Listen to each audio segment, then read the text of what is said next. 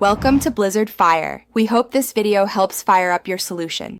You need to act now. Confirm your Apple ID is set to the country where Apple Cash is supported and that you meet the minimum age and residency requirements.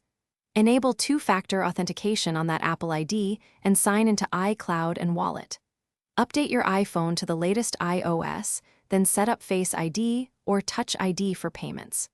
Once done, open Settings, then Wallet and Apple Pay. Make sure your Apple ID shows the correct country and that you're signed in.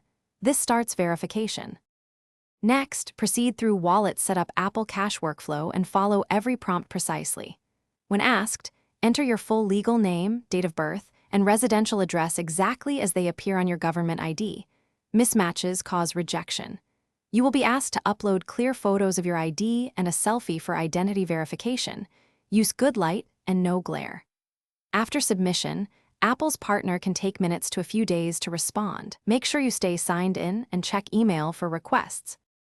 Finish by accepting the Apple Cash terms, adding a supported debit card if prompted, and enabling Apple Cash and Wallet. If verification is declined, don't panic.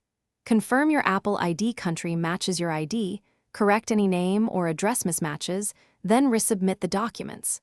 If you still can't enable Apple Cash, contact Apple support and reference the verification request. They can tell you the exact rejection reason. One key troubleshooting tip: do not use a VPN or incorrect region settings. Those often cause failures. Thanks for watching. If you found this helpful, don't forget to like and subscribe.